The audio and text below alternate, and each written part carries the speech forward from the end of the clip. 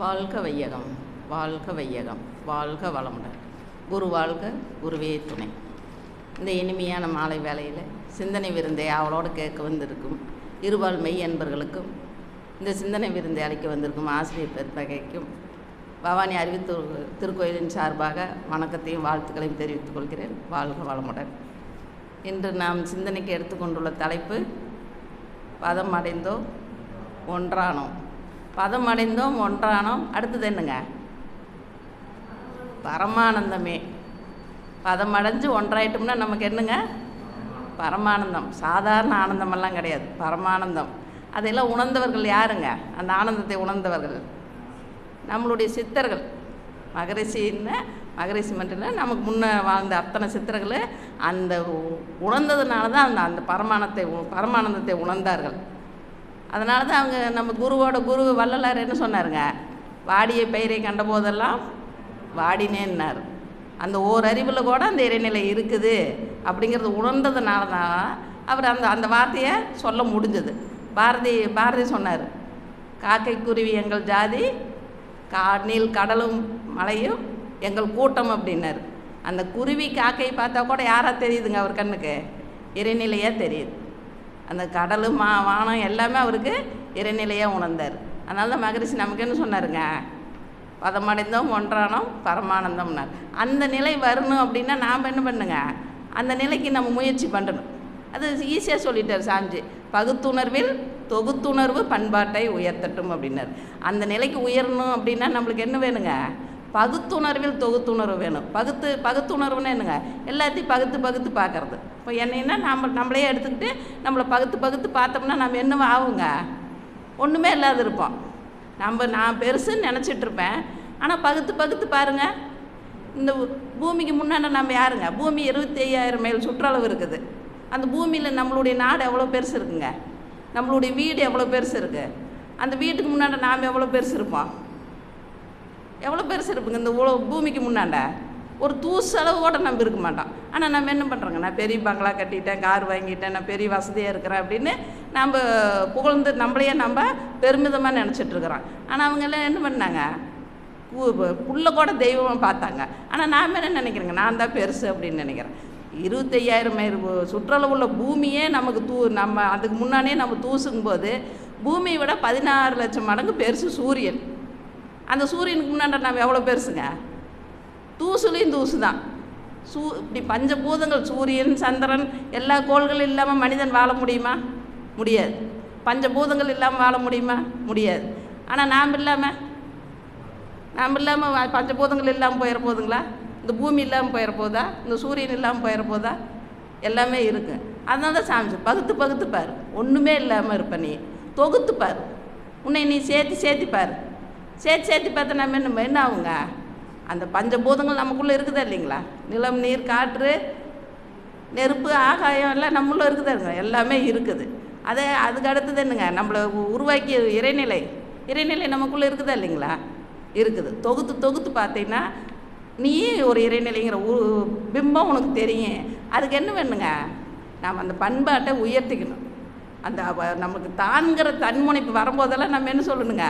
நான் ஒன்றுமே இல்லை, நான் வெறும் தூசு கூட கிடையாது, அதுக்கு கீழானவ அப்படிங்கிற எண்ணம் வந்துருச்சுனாவே நாம் என்ன பண்ணுவோங்க? இறைநிலையோட ஐக்கியமாகிறது நம்ம மனசு உயர்ந்துருச்சுன்னு அர்த்தம். அந்த நிலைக்கு வரணுங்கிறதுக்காக தான் சாமிஜி பதம் அடைந்தோம் ஒன்றானோம் பரமானந்தமேங்கிற பாட்டை பாடினார். பரமானந்தம் வேணும் அப்படின்னா நம்ம என்ன பண்ணுங்க? நாம் தவம் பண்ணி இப்படி ஒரு பேராசிரியர்கள் பேசுகிறதெல்லாம் சிந்தனை அவர் மேக்சிமம் எல்லாமே நம்மளுடைய மகரிஷியோட கருத்துக்களை தான் சொல்ல போகிறார். நான் சும்மா முன்னாண்டா, ஏன்னா ஐயா தான் அடிக்கடி சொல்லுவார், ரங்கசாமியை கூட்டம் சேரட்டும் அப்படிங்கிறதுக்காக ஒரு 5 நிமிஷம் எடுத்துக்கிறது தான்.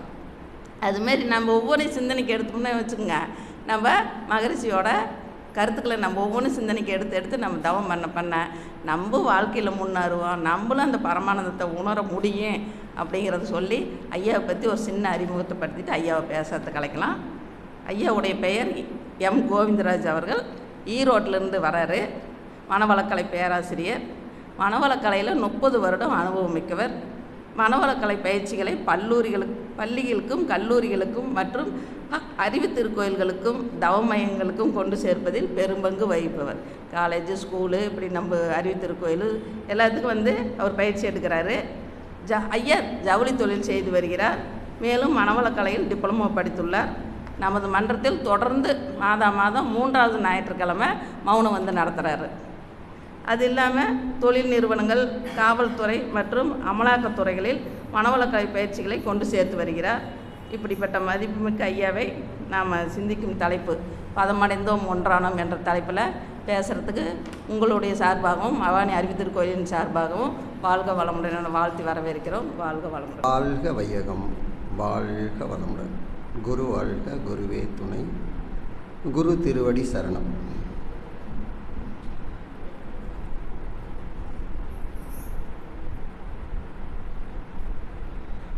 அனைவருக்கும் இனிய மாலை வணக்கங்களும் அன்பான வாழ்த்துக்களையும் கூறி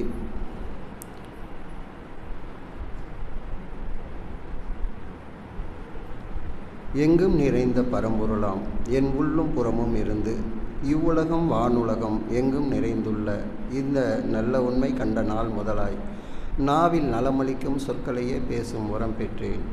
இல்லை என்ற சொல்லுக்கே இடமில்லாமல் எங்கும் எதிலும் எல்லா நிலையிலும் ஏற்றமே காணுகின்றேன். கல், மண், பொன், புல் எதை நினைந்த போதும் இறையருள் பொது நடனமாய் பொருந்தி ஆடல் கண்டேன். குரு வணக்கம். சிந்தையை அடக்கியே சும்மா இருக்கின்ற சீரறிய செய்த குருவே, அந்த நிலைதனில் அறிவு அசைவற்றிருக்க பெரும் ஆனந்தம் பொங்குதங்கே. இந்த பெரும் உலகமிசை எடுத்த பல பிறவிகளின் இறுதி பயனாகிய சந்ததமும் என்னை மறவாத சாந்தவாள் வழித்தோய் என் சந்தோஷ செய்தி இதுவே. வாழ்க வளமுடன், வாழ்க வளமுடன். பதமடைந்தோம் ஒன்றானோம் என்ற தலைப்பில் நாமெல்லாம் சேர்ந்து சிந்திக்க இருக்கிறோம். இப்போ கூட முடிக்கும் போது சொன்னேன், மனசு வெறுமையாக இருக்குது, என்ன சொல்கிறது அப்படிங்கிறது மாதிரி மனசு போச்சுன்னு வச்சுங்களேன். மனசு வெறுமையாக இருந்தால் எதாவது பேச வருமா? மௌனமாக தான் இருக்க தோணும். அந்த மாதிரி தான் இருக்குது. சரிங்களா?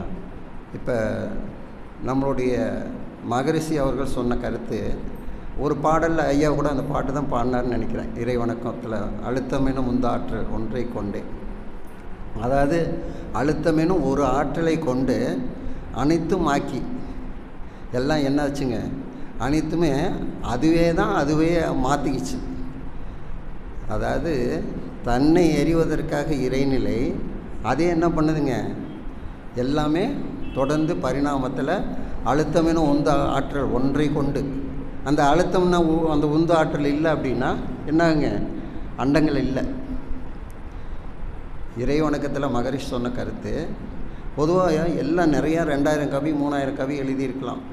ஆனால் அவங்க எல்லா மகான்களும் சரி, திருக்குறளாகட்டும் எதுவாகட்டும், அந்த முதல் கடவுள் வாழ்த்து இருக்குது பார்த்தீங்களா, இதுலேயே எல்லாமே 1330 குறளும் அதுக்குள்ளேயே அடக்கமாயிருச்சு. அதே போல் தான் மகரிஷி அவங்க எல்லாம் வல்ல தெய்வம், அது அழுத்தமேனும் உந்தாற்றல், இதெல்லாம் அது ஒன்று எடுத்தாலே போதுங்க லைஃபு. எல்லாம் டோட்டலாக எல்லாமே ஒன்றாகிறதுக்கு தான் அது எல்லா செயல்களும். இப்போ என்னதுன்னா எல்லா செயல்களும் பிரிஞ்சு கிடக்கு. நாம் என்ன பண்ணோம், ஆன்மீகத்தில் எல்லாம் ஒன்று சேர்க்குறாங்கன்னு வச்சிங்களேன், பிரிஞ்சு போகுது, திரும்பி ஒன்று சேர்த்துக்கிட்டே இருக்கும். இதுதான் நடந்துக்கிட்டே இருக்கு. அதாவது பரிணாமத்தில் எடுக்கும்போது அழுத்தமெனும் உந்த ஆற்றல் வரும்போது அந்த அழுத்தம் ஆற்றலை அப்படியே பிரிஞ்சு வருது, இறை துகள் கலகாக மாறுது. இறை துகள்லேருந்து பார்த்திங்கனாக்கா அதனுடைய கூட்டமைப்பில் விண்ணாக மாறுது. அந்த விண்ணுடைய கூட்டு தான் பஞ்சபூதங்கள். இப்போ பஞ்சபூதங்களுடைய மொத்த கூட்டு இந்த அண்டங்கள். அண்டங்கள்லேருந்து ஓரறிவுலேருந்து 6 அறிவு மனிதன் வரைக்கும் எல்லாம் தொடர்ந்து பரிணாமத்தில் வந்துக்கிட்டே இருக்குன்னு வச்சுங்களேன். அப்போ பரிணாமத்தில் வரும்போது அந்த ஓரறிவு தாவரம் இங்கேயே நிறைவாக இருக்கலாம். ஆனால் திரும்பவும் அது பரிணாமம் எடுத்துக்கிட்டே வருது. ஏன் வருதுன்னா அங்கே நிறைவு ஆகலைன்னு வச்சுங்களேன். அதாவது ஒன்றானோம், அந்த ஒன்று தெரிஞ்சிக்கல, அவ்வளோதான். அப்போ பரிணாமத்தில் முடிவானது என்னங்க, மனிதன் தான். ஒரு அறிவு முதல் 6 அறிவு மனிதன் வரைக்கும் தொடர்ந்து வந்து, அப்போ அது நிற்காமல் அந்த இறைநிலையை உணர்ந்துட்டோம்னா அங்கே நிறைவாகுதுன்னு வச்சுங்களேன். எப்போ பரமானந்தம் வருதோ எல்லாம் ஒன்றாச்சுன்னா பரமானந்தம் வரும். அம்மா சொன்ன மாதிரி இப்போ நம்ம இந்த பிறவி எடுத்ததின் நோக்கம் இந்த இறைநிலை உணர்வதற்காக தான் மட்டும்தான். இது நிறைய தடவை நம்ம பேசியிருக்கிறோம். இருந்தாலும் இன்றைக்கும் அதை பற்றியே பேசுவோம். ஏன்னா ஒன்று தான் மகரிஷி சொல்கிறது என்னன்னா, கடைசியாக சொல்கிறது இறைநிலை உணர்வு தான். அப்போ இறைநிலை உணர்வுக்காக நாம் என்ன பண்ணுங்க, தவம், உடற்பயிற்சி எல்லாம் நம்ம செய்திருக்கோம். உடலுக்காக உடற்பயிற்சியும் மனதுக்கு தியானமும் இதெல்லாம் பண்ணிகிட்ருக்கோம். ஆனால் எடுத்த பிறவியின் நோக்கம் நிறைவேறுவதற்கு இது ஒரு நல்ல தருணம் அப்படின்னு வச்சுக்கலாம் நம்ம இன்றைக்கி. அதாவது இந்த பிறவி எடுத்ததின் நோக்கமே இறைநிலை உணர்வதற்கா. அப்போ இந்த ஒரு நிலை இன்னொரு பிறவியில் கிடைக்குமா அப்படின்னா கிடைக்காது. இது ஒரு நல்ல நேரம், நல்ல தருணம், அதாவது ஒரு நல்ல வாய்ப்பு. நம்ம பிறவியை நம்மளுடைய வினைப்பதிவு கர்மாவை கழிக்கிறதுக்கு ஒரு வாய்ப்பு கிடைச்சிருக்கு. இந்த வாய்ப்பு மறுபடியும் கிடைக்குமான்னா கிடைக்காது. சரிங்களா? அப்போ நமக்குள்ளே இருக்கிற அந்த எண்ணம் ஆராய்தல், ஆசை சீரமைத்தல், கவலை ஒழித்தல், சினம் தவிர்த்தல், இதெல்லாம் இருக்குது பார்த்தீங்களா? இதெல்லாம் நம்ம சரி பண்ணுறதுக்கு நம்ம காலமே பத்தாதுன்னு வச்சுங்களேன்.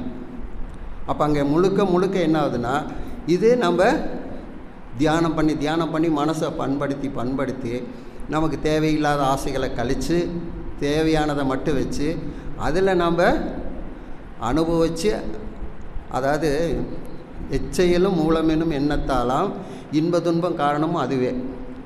இதில் இன்னொரு கவி முன்னாடி மகரிஷி சொல்லியிருப்பார். அதாவது ஆசை என்னும் தீ எரியும் போது அறிவை கொண்டு அச்சமர அனுபவித்தே அணைக்கலாகும் அப்படின்னு சொல்லுவார்.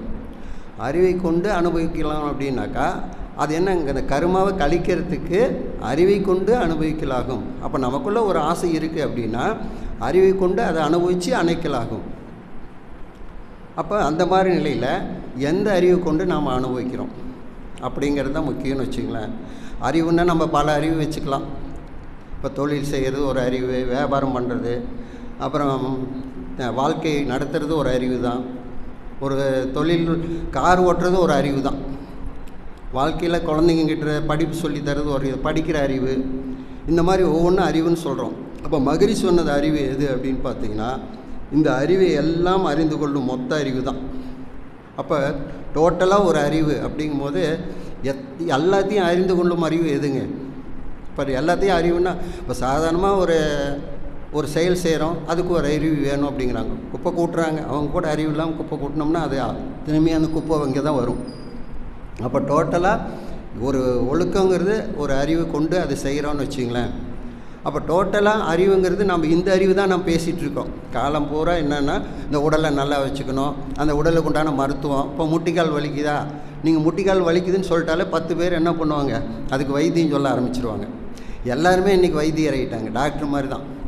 ஏன்னா எனக்கு தலை வலிக்குது அப்படின்னா நீ இதை செய்ய அதை செய் அப்படின்னு எல்லாருமே என்ன பண்ணுறாங்க. அதை சாதாரணமாக காலையில் இருந்துச்சு நமக்காக ஒரு அரை மணி நேரம் ஒதுக்கிட்டோம்னா உடல் நல்லா இருக்குது.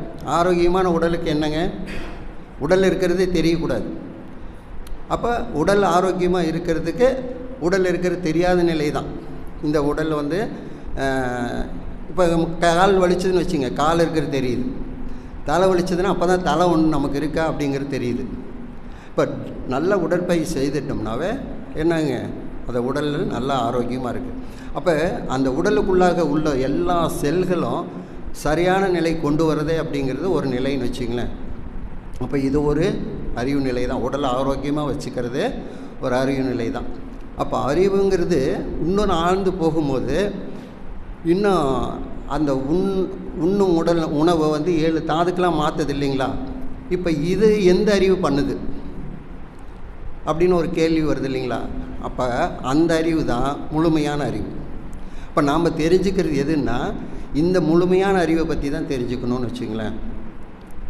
இப்போ இந்த பிரபஞ்சத்தை இயக்கி கொண்டு இருக்கு, அந்த இயக்கும் அறிவு எது?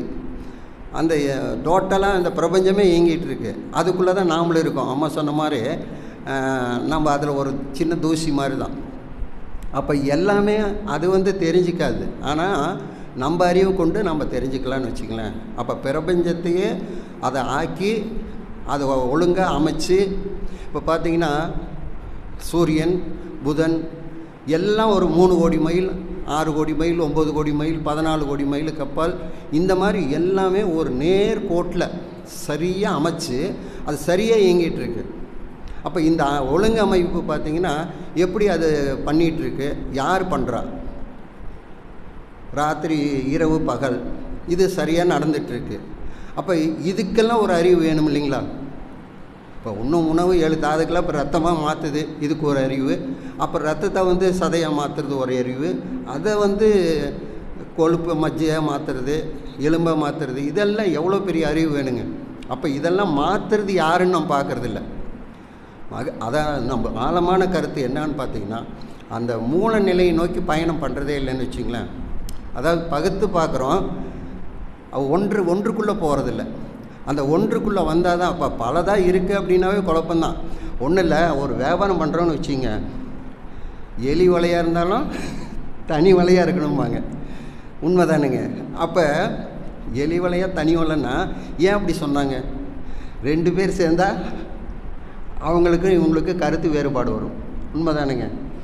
அப்போ தனியாக வியாபாரம் பண்ணாங்க, இவங்க இஷ்டம், லாபமோ நஷ்டமோ அது இவங்களோட போயிடும், அடுத்தவங்களுக்கு இது பண்ண வேண்டியதில்லை. அங்கே கருத்து வேறுபாடுக்கு வழியே இல்லைன்னு வச்சிங்களேன். இங்கே அதே மாதிரி தான், 2 இருந்ததுனாவே அங்கே பிரச்சனை தான் வச்சிங்களேன்.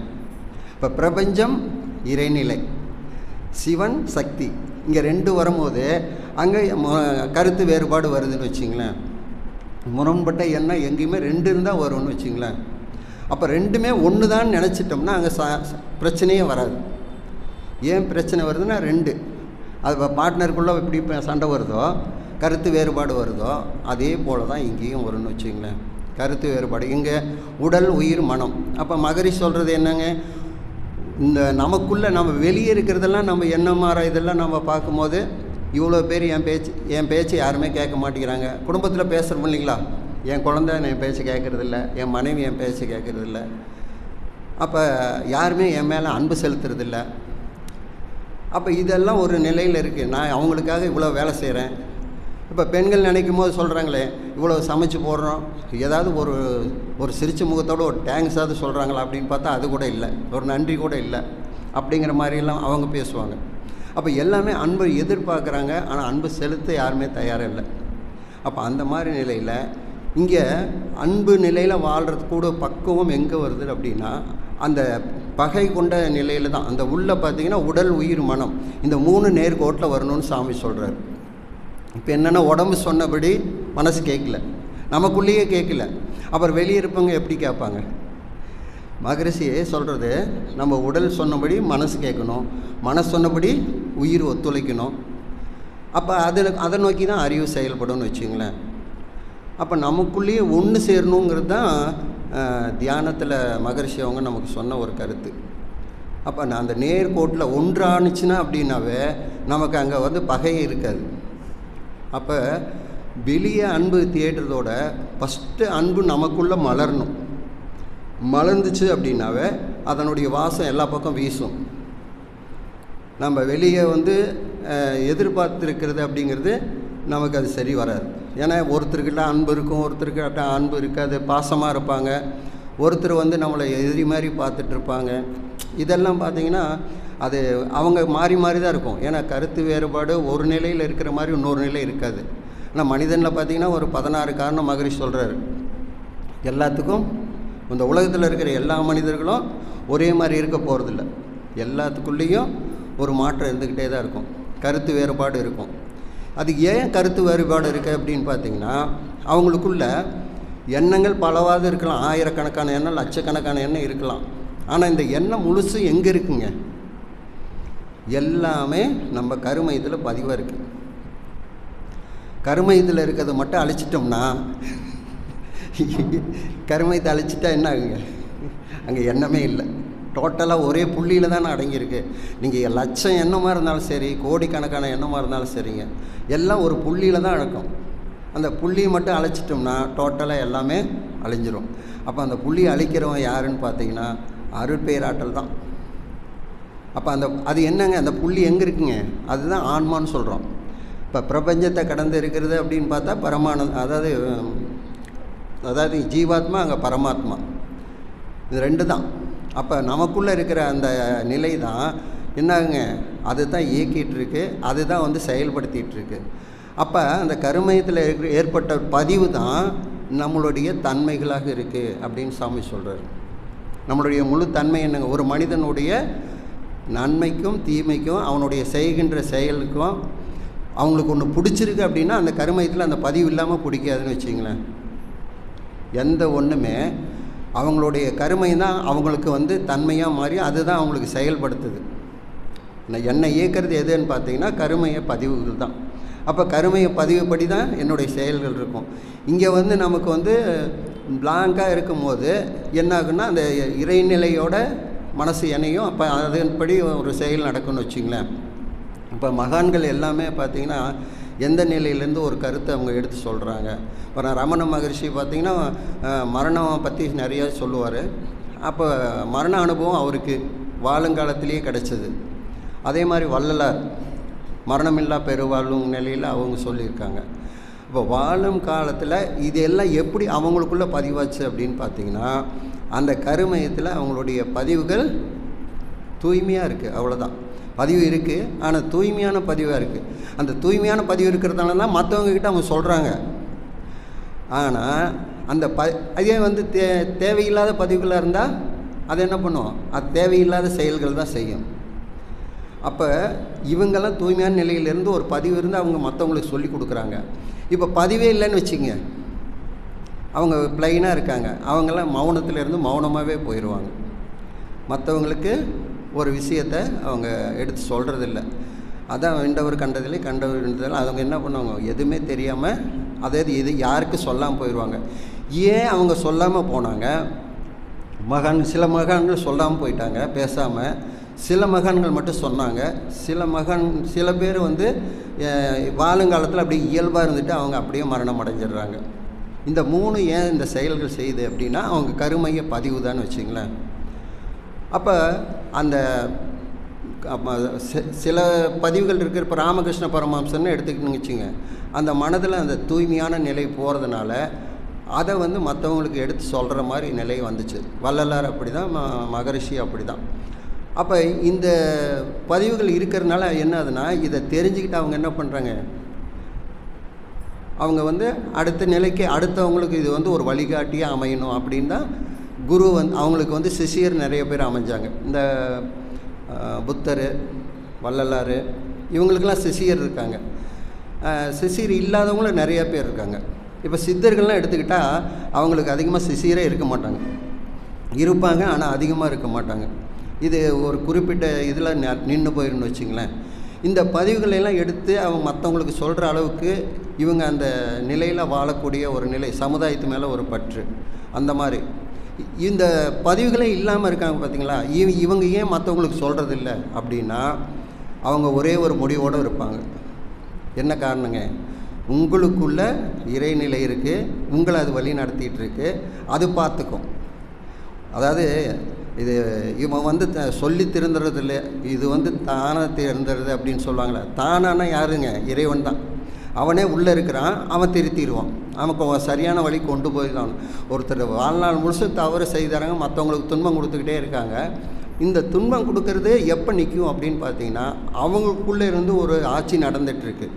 அவங்க உடல் இயக்கம், மன இயக்கம் அது நடந்துக்கிட்டே இருக்குது. அப்போ அவங்களுக்குள்ளே இருந்து அது என்ன பண்ணுங்க, அவங்களுக்கு நன்மையும் தீமையும் செய்து கொண்டே தான் இருக்கும். இருக்கும்லாம் இருக்காதுங்களா? அப்போ அவன் பார்த்துக்கவனு என்ன முடிவோடு இருப்பாங்க, அப்படி இருப்பாங்க. அவங்களுக்குள்ளே இருக்கிற அந்த கருமையும் பார்த்துக்கும், அவங்கள அந்த ஆன்மா பார்த்துக்கும். அப்போ அவங்களுக்கு சாயும் காலம் வரும்போது அத்தனையும் வினைகளாய் மூழும். அப்போ செய்த செயல்கள் உண்டான விளைவு இருந்தே தீரும். அதுக்கு உண்டான ஒரு காலகட்டம் இருக்குன்னு வச்சிங்களேன். நம்ம மற்றதில் பார்க்குறோம், ஆனால் நமக்குள்ளே எப்போ வந்து உண்மையான அன்பு மலருது அப்படிங்கும்போது நமக்குள்ளே அந்த முழுமையை நோக்கி உணரும்போது தான். இப்போ காலையில் எந்திரிக்கும் போது எங்கள் வீட்டில் கூட இன்றைக்கி நாம் எந்திரிச்சிட்டோம்ப்பா, காலையில் எந்திரிச்சிட்டோம் அப்படிங்கிறது ஒரு சந்தோஷம் தானே, பரமானந்தம் தான். அதே சொல்ல போனால் இன்றைக்கி காலையில் நாமெல்லாம் எந்திரிச்சிட்டோம், இங்கே வந்து உட்காந்துருக்கோம், தவம் பண்ணோம், எல்லாமே செய்திருக்கோம். ஒவ்வொரு நாளும் வந்து நம்ம இன்றைக்கி நம்ம எந்திரிச்சிட்டோம், இன்றைக்கி நாம் உயிரோடு தான் இருக்கோம் அப்படிங்கிறதே ஒரு முழு சந்தோஷம் தானே. அதுக்கு மேலே நம்ம எத்தனையோ தேடுதல் பண்ணுறோம், இல்லைன்னு சொல்லிங்க. ஆனால் இது ஒரு சந்தோஷமே பெரிய சந்தோஷமாக இருக்குல்ல. ஒவ்வொரு நொடியும் வாழும் காலம். இப்போ என்னென்னா, நாளைக்கு வாழ்க்கையை இன்றைக்கி வாழாதீங்க அப்படிங்கிறது தான். நிறைய பேர் என்ன பண்ணுறாங்கன்னா, நாளைக்கு அடுத்த தலைமுறைக்கு எல்லாம் சொத்து சேர்த்து வாழ்வாங்க. ஆனால் நாளைக்கு வாழ்க்கை நாளைக்கு பார்த்துக்கலாம். இன்றைக்கி நீ நிறைவாக வாழ்ந்தீங்கன்னா அதே நிறைவு நாளைக்கு இருக்கும். புரியுதுங்களா? இன்றைக்கி முழுமையான, ஏன்னா நாளைக்கு வாழ்கிற வாழ்க்கை இன்றைக்கி செயல்படுத்துறதுனால என்ன ஆகுதுன்னா, அது இன்றைக்கி அந்த நிறைவு இல்லாமல் போயிடும். இன்றைக்கி நான் இந்த நிமிஷம் சந்தோஷமாக நிறைவாக வாழ்கிறேன்னா அப்படிங்கிற நிலையில் வாழக்கூடிய மகான்கள் இருக்காங்க. இந்த நிலை நிகழ்காலத்தில் தான் வாழ்வாங்க. எதிர்காலத்தை பற்றி அவங்களுக்கு ஒரு கணிப்பே கிடையாது. ஏன்னா எதிர்காலங்கிறது அது நம்ம கையில் எதுவுமே இல்லை, எதுவுமே நம்ம கையில் இல்லை. இப்போ இந்த உலகத்தில் பார்த்திங்கன்னா நிறைய நம்ம செஞ்சோன்னு இருக்கு இல்லையா, நம்ம என்ன இருக்கு இல்லையா, நான் இதை செஞ்சேன் அதை செஞ்சேன் அப்படி செஞ்சோம். அது ஆண்களாகட்டும் பெண்களாகட்டும் எல்லாமே நமக்கு நான் இதெல்லாம் செஞ்சேன், இப்போ நான் பேசுகிறேன்னா நான் தான் பேசினேன் அப்படின்னு அதெல்லாம் இல்லைங்க. ஏதோ இருக்கிறதுனால பேசுகிறோம், எல்லாம் செய்கிறோம். ஆனால் எதுவுமே நான் செய்யவே இல்லை. உண்மையான என்னன்னா, நம்ம எதுவுமே செய்யலைன்னு தான் நான் சொல்லணும். இதுதான் நான் செஞ்சேன், இதுதான் செஞ்சேன்னு நான் செஞ்சேன்னு சொல்லி நம்ம நினைக்கிறோம் இல்லையா. அப்போ யார் செஞ்சாங்க? இப்போ நான் தான் செஞ்சேன்னா, இப்போ நான் பேசுகிறேன் அப்படின்னா நானாக பேசுகிறேன். எனக்குள்ள ஒரு இயக்கம் நடந்துகிட்ருக்கு, உயிர் இருக்குது. அந்த உயிர் இருக்குது, அது செயல்பட்டு உங்களுக்கு மூளைக்கு போய் அது பதிவாக அது வெளியே வருதுன்னு வச்சிங்களேன். இப்போ அந்த உடலில் உயிர் இல்லைன்னா நான் பேசுவேனா? மூளையில் போய் அந்த அறிவு சேரலின்னா அது பேச முடியுமான்னா முடியாது.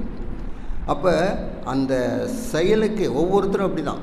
இப்போ சமையல் செய்கிறாங்க, பொருள் ஈட்டுறோம் அப்படின்னா, நான் பொருள் ஈட்டினேன்னா நான் பொருள் ஈட்டலை, நான் எதுவுமே செய்யலை. அது பாட்டுக்கு இயக்கம் தானாக நடந்துகிட்ருக்கு, ஒரு செயல் நடந்துகிட்ருக்கு. அது ஏதோ ஒரு வகையில் அதுக்கு உந்துதல் நடந்துகிட்டே இருக்குதுன்னு வச்சுங்களேன். ஒவ்வொன்றும் அவங்களுக்கு கருமையத்தில் இருக்கிற பதிவுகள் தான் என்ன பண்ணுதுங்க, அந்த செயல் செய்ய வைக்குது. இப்போ தாத்தா பாட்டி செய்த செயலும் முன்னோர்கள் செய்த செயலெல்லாம் நம்ம கருமையத்தில் இருக்குது. அதே நாம் செய்த செயல்களும் அந்த கருமையத்தில் பதிவாக இருக்குது. இது எல்லா பதிவுகளும் நம்ம செயல்படுத்துறதுக்கு காரணமாக இருக்குதுன்னு வச்சிங்களேன். இப்போ விலங்கின பதிவுலேருந்து இருக்குதுன்னு சொல்கிறாங்க. அப்போ இதுதான் நம்மளுடைய செயலுக்கு காரணமாக இருக்குது.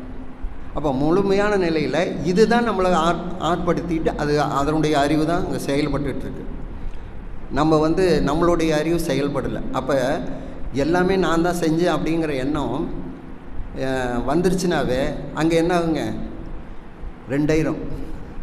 ஆமாம், நம்ம ஒன்றாகணும்னு வச்சிங்களேன். அப்போ ஒன்றானால் மட்டும்தான் பரமானந்தம். நீங்கள் ரெண்டு இருந்ததுன்னா, நான் செய்கிறேன் அப்படின்னாக்க நான் செய்யலை, எனக்குள்ளேருந்து இறைவன் செஞ்சு கொண்டு இருக்கிறார், அவ்வளோதான். மகரிஷி அப்படி தான் சொல்வார். எல்லாமே அது இறைநிலை வழி நடத்திட்டு இருக்கு, அவ்வளோதான். இப்போ பகலில் நம்ம இருந்தோம், இப்போ ராத்திரி ஆயிடுச்சு. இந்த பகலுக்கும் இரவுக்கும் யார் காரணமாக இருக்காங்க? நாம் செஞ்சோமா? இல்லையே. இரவு பகலுக்கு எது காரணம்? எல்லாமே இறைநிலையோட தன்மாற்றம் தான்.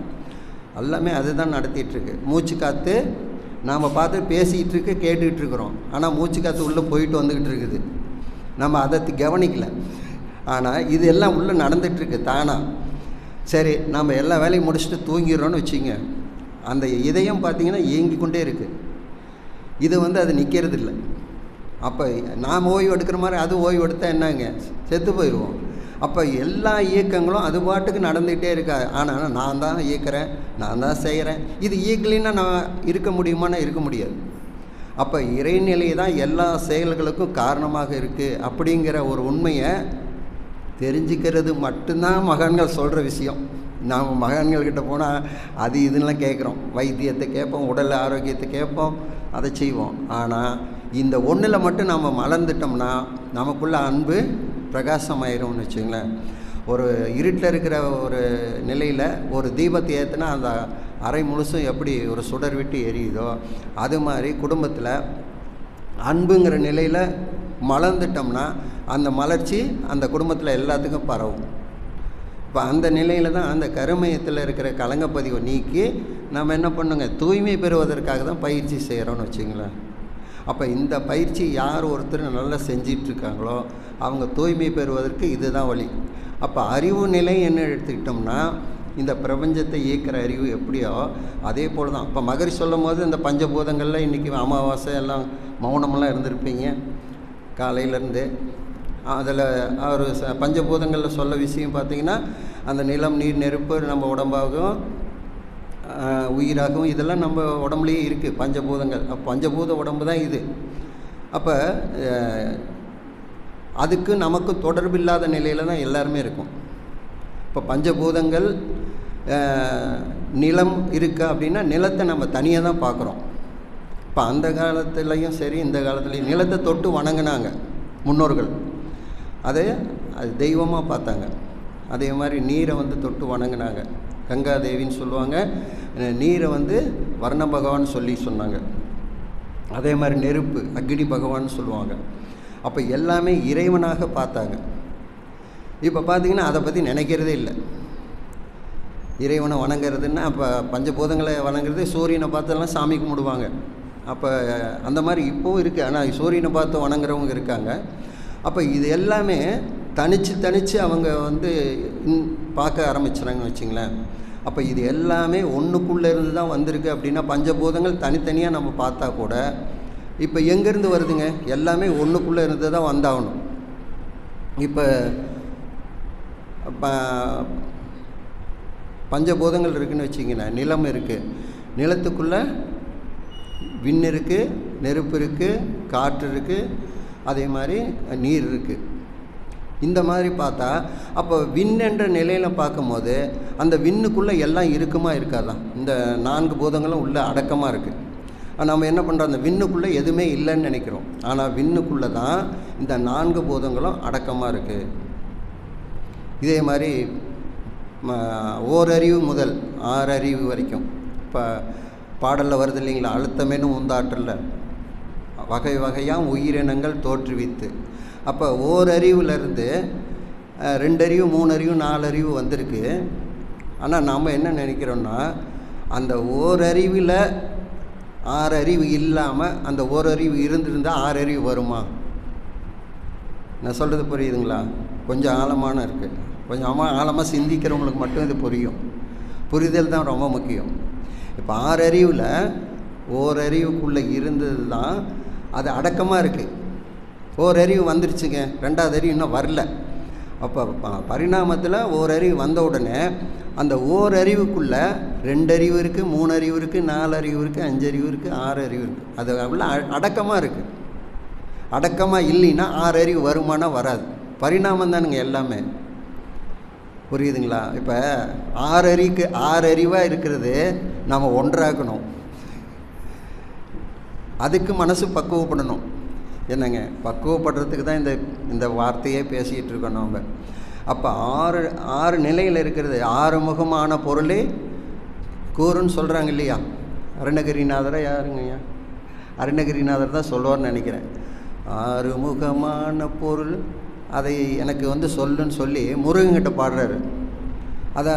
அதை சாமிஜி அதுக்கு விளக்குறாரு.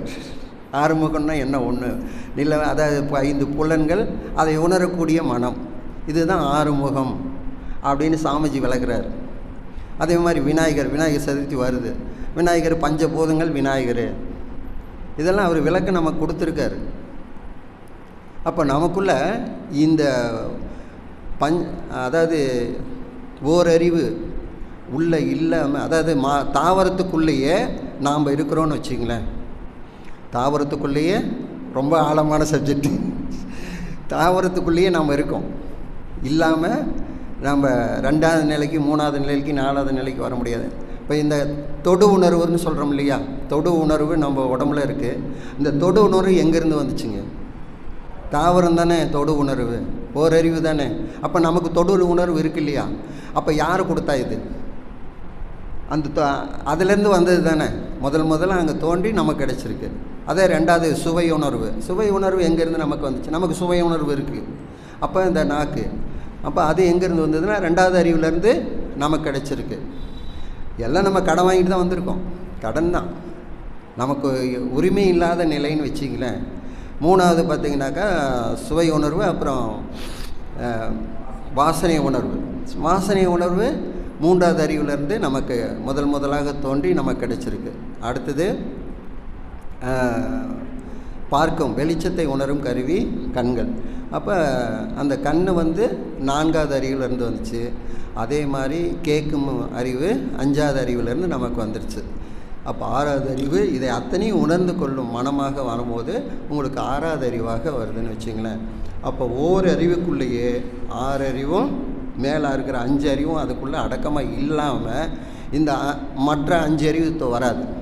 எப்படி விண்ணுக்குள்ளே 4 பஞ்சபூதங்கள் இருக்கு இல்லையா, நிலம் நீர் நெருப்பு காற்று. அப்போ அது எதுக்குள்ளே அடக்கமாக இருந்ததுங்க? விண்ணுக்குள்ளே அடக்கமாக இருக்குது.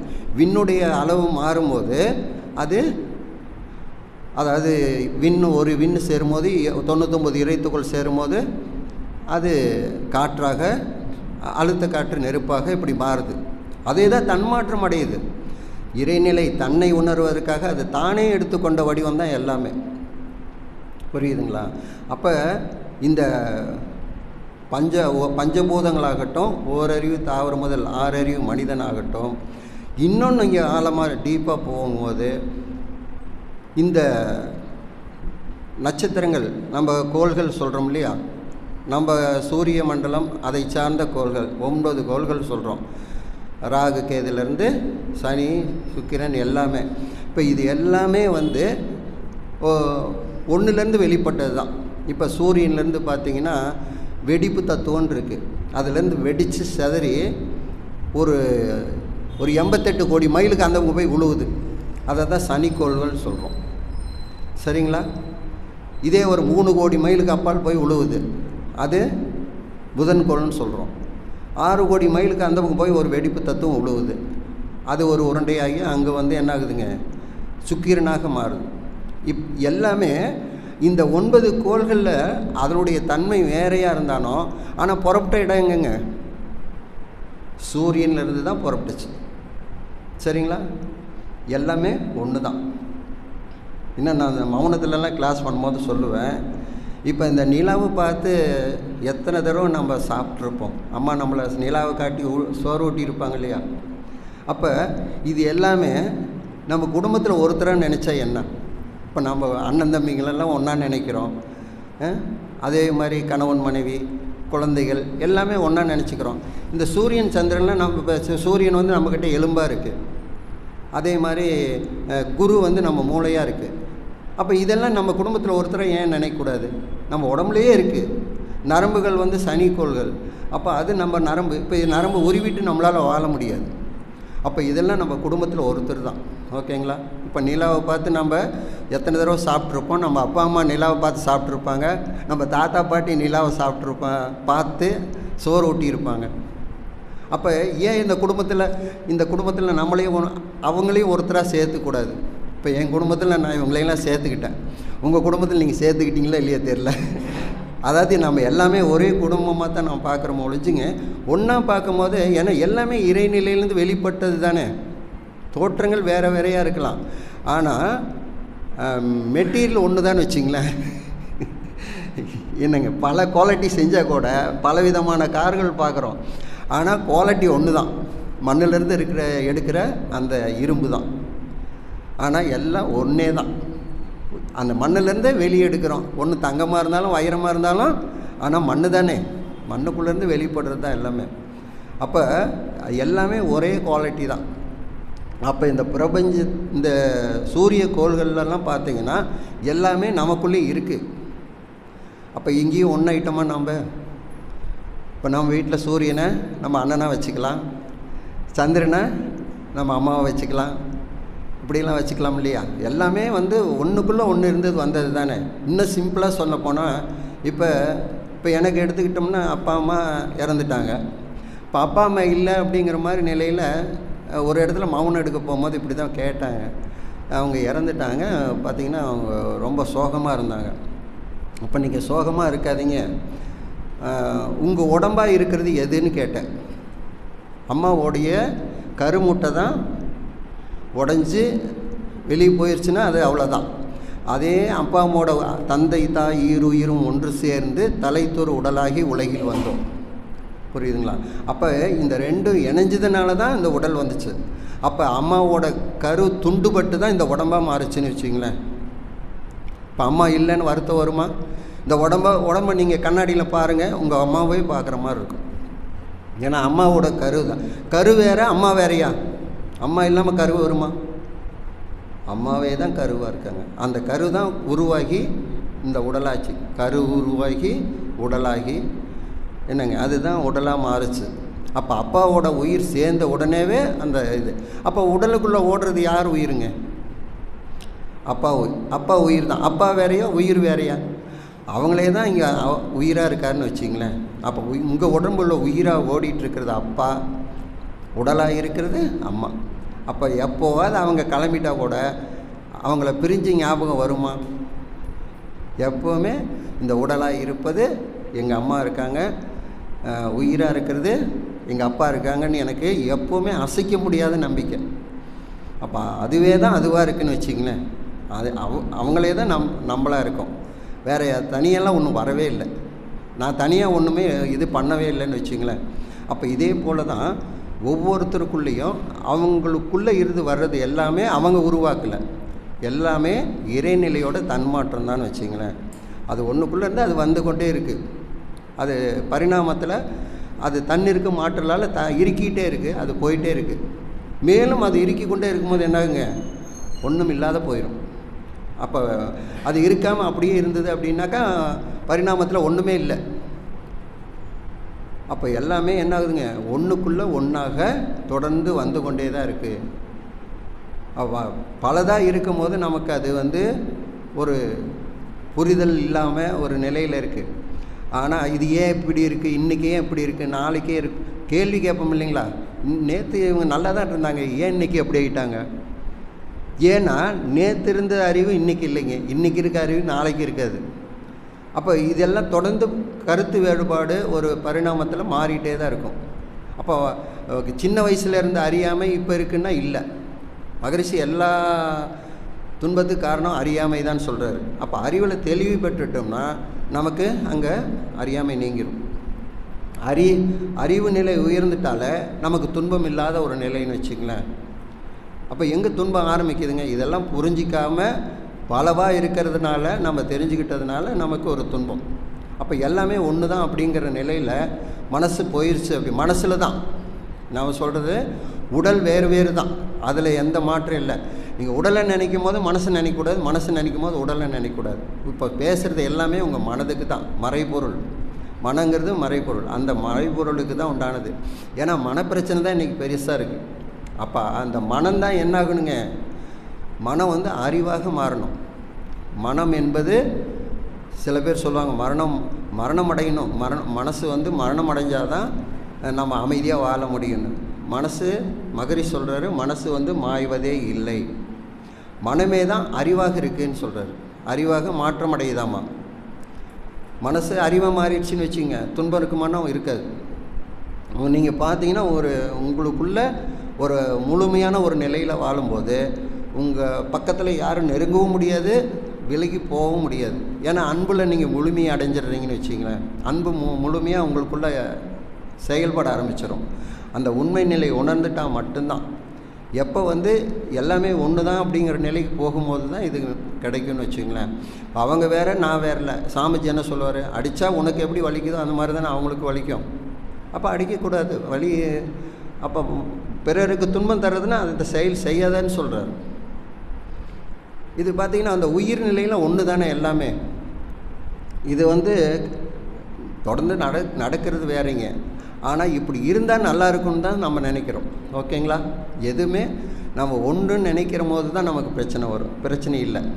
இப்போ உடலில் பார்த்திங்கன்னா எல்லா இயக்கங்களும் தனித்தனியாக தான் நடந்துகிட்ருக்கு. கல்லீரல், மண்ணீரல், கணையம், இதயம், நுரையீரல், கண், காது, மூக்கு எல்லாமே தனித்தனியாக தான் இயங்கிட்டுருக்கு உடம்புக்குள்ளேயே. இப்போ சுவை உணர்வு எடுத்து நாக்கில் வைக்காமல் கண்ணில் வச்சோம்னா என்ன ஆகும்? அது சுவைச்சு சொல்லுமான்னா சொல்லாது. அது வேலையை செய்யுது. இது கரெக்டு. இது உடலுக்கு பொருந்தும். ஆனால் மொத்தமாக பார்த்தீங்கன்னு வச்சுங்க, டோட்டலாக இதை என்ன சொல்லுவோம், உடல்னு தான் சொல்லுவோம். இது மாற்றி சொல்ல போகிறதில்ல. அப்போ டோட்டலாக பார்க்கும்போது ஒன்று தானே, உடலுங்கிறது ஒன்று தான். ஆனால் அந்த உடலுக்குள்ளே கண்ணு, காது, மூக்கு, எலும்பு, ரத்தம், மஜ்ஜை, கல்லீரல், மண்ணீரல், எல்லா கணையும் எல்லாமே இருக்குது. சிறுகுடல், பெருகுடல் நிறையா இருக்குது. சொல்லப்போனால் கோடான கோடி செல்கள் இருக்குது, எல்லாம் நிறையா இருக்குதுன்னு சொல்கிறாங்க. ஆனால் டோட்டலாக பார்த்தா ஒன்று தான். அந்த ஒன்றானம் அப்போ தான் வந்து நம்ம அமைதியாக வாழ. இந்த உடம்புல ஏதோ ஒரு சின்ன ஃபால்ட்டுனா கூட இந்த உடம்பு தாங்க முடியாது. அந்த இடத்துல வலி ஜாஸ்தியாக இருந்தது அப்படின்னா உடம்பு துடிக்க தான் செய்யும். அதே போல் தான் வாழ்க்கையும். நம்ம வாழ்க்கையில் அந்த மகரி சொல்கிற மாதிரி குடும்ப நலத்துக்காக நாம் செய்யக்கூடிய செயல்கள் உடல் நலம், மனவளம், பொருள் வளம், இதெல்லாம் நம்ம நட்பு நலம் இதெல்லாம் சரியாக வச்சுக்கிட்டோம்னா குடும்பம் அமைதியாக வாழ முடியும். இதில் ஏதாவது ஒரு சின்ன குறைபாடு வந்தால் கூட என்னாகுங்க, அங்கே பிரச்சனை தான் ஸ்டார்ட் ஆகும். அப்போ இதெல்லாம் உடலுக்கு தேவை. உலக பொருள் உடலுக்கும், உண்மை பொருள் உயிருக்கும், பல கலைகள் அறிவிற்கும், பண்பாடு வாழ்விற்கும். சரிங்களா? உலக பொருள் எதுக்குங்க? உடலுக்கு. உண்மை பொருள் உயிருக்கு. அப்போ உயிருக்கு செய்ய வேண்டிய வேலைகளை நீங்கள் உயிருக்கு செஞ்சாகணும். இப்போ ஒன்றானம் பரமானந்தம் அப்படின்னு நம்ம நினைக்கிறோம்னா அது எதுக்குங்க? மனசுக்கு தான். மனசில் பார்த்தா எல்லாமே போய் தான். அப்போ சத்தியம் உண்மைங்கிறது அழியாத ஒன்று. அப்போ அதுக்குள்ளே தான் மனசு நிற்கணும். இப்போ மற்றதெல்லாம் நான் இந்த உடலுக்காக செய்கிறேன் அப்படிங்கிறத நாம் அந்த மாதிரி நிலையில் தான் போகணும். இப்போ நம்ம பொருளீட்டுறோம், சாப்பாடு செய்கிறோம், சாப்பிட்றோம், தூங்குகிறோம், எல்லாத்துக்கூடயும் சந்தோஷமாக இருக்கிறோம். கணவன், மனைவி, குழந்தைங்க எல்லாமே இருக்கிறாங்க. இன்றைக்கி இருக்கிறாங்க, அவ்வளோதான். எப்போவுமே இருப்பாங்களான்னா இல்லை. எல்லா தோற்றங்களும் இயக்கங்களும் தொடர்ந்து நடந்து கொண்டே இருக்குது, மறைஞ்சிக்கிட்டே இருக்குது. எல்லாமே காலப்போக்கில் அடிச்சிட்டு போகுதுன்னு வச்சிங்களேன். காலம் அப்படிங்கிறது ஒரு பெரிய ஒரு சக்தி. அது என்ன பண்ணுதுங்க? அதுதான் இயக்கிட்டு இருக்கு. பிறப்புக்கும் வாழ்க்கைக்கும் மரணத்திற்கும், அதாவது மறைவிற்கும் அதுதான் காரணம் டோட்டலாக. அப்போ இந்த உண்மையெல்லாம் நம்ம தெரிஞ்சிக்கும் போது மனசு என்னாகுங்க? பயம் வருமா? எல்லாமே எங்கள் பையன்கிட்ட கூட நான் கேட்டிருக்கேன். ஏன்னா இப்போ அப்பா இருக்கிறேன், இப்போ ஒரு எல்லாமே ஒரு காலத்தில் இல்லாமல் போயிடுவாங்க. அப்போ நானும் ஒரு நாளைக்கு இல்லாமல் போயிடுவேன். அப்போ என்னடா பண்ணுவோம், அழுவியா அப்படின்னு கேட்டேன். உன் மனசு எப்படி இருக்குன்னு கேட்டேன். இது கேட்கக்கூடாது தான், ஆனால் நான் வந்து கேட்பேன். கேட்கும் போது அவன் சொன்னான், எல்லாமே ஒரு நாளைக்கு போகிறது தானேப்பா, எல்லாம் காணாது போயிடுவாங்க, உங்கள் அப்பாலாம் காணாது போயிட்டாங்க, அதே மாதிரி தான் அப்படின்னு மாதிரி தான் சொன்னான். அதுக்காக ஏதோ ஒரு நாள் 2 நாள் அழுவோம், அப்புறம்லாம் மறந்துடும், அவ்வளோதான். அதை ஏன்னா அந்த வாழும் காலத்துலேயே அந்த பக்குவத்தை கொண்டு வரும்போது உண்மையான ஒரு அன்பு அங்கே தான் மலருதுன்னு வச்சுங்களேன். அதாவது மரணம்னு ஒன்று வரும்போது அங்கே அன்பு வந்து தொடங்கிடும். புரியுதுங்களா? நான் சொல்கிறது புரியுதா? மரணம் நாளை காலையில் மரணம். அப்போ இன்றைக்கி நைட்டு ஃபுல்லாக நான் எவ்வளோ அன்பாக இருப்பேன் எல்லாத்துக்கிட்டேயும். யார்கிட்டே கோவப்படுவேனா? படமாட்டேன்.